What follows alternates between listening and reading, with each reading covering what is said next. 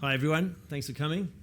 Awale Resources started off as a greenfields exploration play.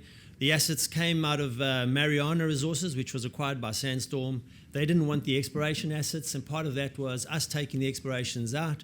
I took the West African assets, French-speaking, and ultimately African myself, so it made a lot of sense. Disclaimer. So in Côte d'Ivoire, and we are focused in Côte d'Ivoire, in West Africa. We have a large land package that was acquired from Mariana, and something that we're quite proud of. It is quite difficult to get land in Côte d'Ivoire at the moment. There has been a flurry. Côte d'Ivoire is a great jurisdiction. They have a new mining code and very pro-mining investment, with a lot of majors and mid-tiers now actually trying to access ground. The endowment in West Africa has been world-class. Obviously, to the east, we have Ghana, and to the north, Burkina and Mali.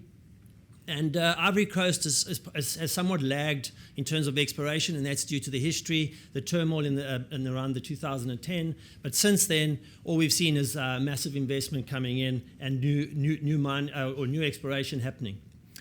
Awale is a small company. We listed in 2017. Have a few shares, 43 million in issue. We are a junior explorer. We started as greenfields explorer. Our market cap is pretty low, whenever we've raised, we've always have had objectives. We've met those objectives, and we've raised more, and we carry on exploring.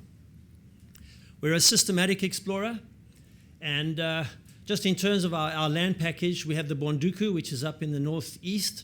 That's 100% held, and effectively 1,200 square kilometers of ground made up of 3 licenses. Odieni is 400 square kilometers in the northwest, so we have nice geographical project dispersion or diversification. And then Abinguru is to the south, closer to the Ghanaian border again, which is those are newly granted, and sitting behind our flagship being Bonduku as well as Odieni. This is just to give you a rough idea of the terrain. So Bonduku, large tracts of pretty flat land, very little outcrop. We do have 3-4 meters of cover. So one does follow.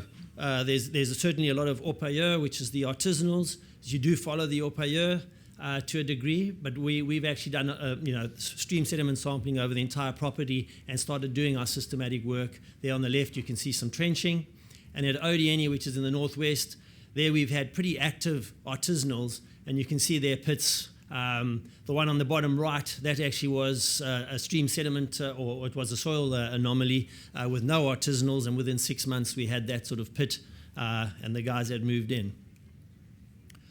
So what are our objectives? By end of June this year, so we've been steadily building up our portfolio of targets. We're trying to be drill ready by the next dry season, which starts in September. The rains start in June and they finish in September and start drying out. And effectively, we can move rigs in, specifically Bonduku. So the aim is, around 15 targets that we will be planning to drill on a prioritized basis. And at Odieni, we'll be looking at 6 to 8 targets. So what are we looking at? Just in terms of the work we've done, as I say, we've flown aeromag, we've done streams, we've done soils following up on the streams. We've done detailed auger along that Awari shear. So you can see that diagonal target zone there with a number of stars on them. That's a deep-seated old shear zone, and then we have a structure to the north and a structure to the south. And along those structures, we certainly are finding mineralization, and those are our focus areas. So the plan is based on the work that we have done, and that just shows we've done some detailed auger work. We have done some drilling down in the south on the shear zone, which has come back with some reasonable intercepts. We wouldn't say economic intercepts, around 20 meters at a gram. We're following those up, and essentially trying to understand the control, the mineralization, the geology, and now we have, as I say, those detailed targets. At Odieni, which is in the northwest, as I say, there we have 3 target areas, 3 prospect areas. We have Wakaba in the middle, Empire to the south, as well as Dengwele to the north. Again, there are a lot of intrusions here, also shear zones. and it's along these contacts that we're actually seeing the mineralization, and that's part of our focus, and that will be what we'll be drilling going forward. That's just Wakaba. So there's effectively 5 nice anomalies within these contacts, and we've had orpailleurs there that have been working there for the last 30 years actually. So there's certainly known mineralization, and it's a case for us of actually looking for those pooling structures that we can actually define deposits. This is just, again, Empire to the south, which is the one that we will be drilling. That's again, just those two. This is up at Odieni project, as I mentioned, and you can see significant artisanal workings there. We've actually done soils over a much broader target range than that. And at Empire prospect, that orpailleurs work, the nice thing about that's actually to the north of our major 2-kilometer strike anomaly. So we're thinking the possibility of stacked veining system is actually quite high. That's just Abenguru, which you won't really go onto.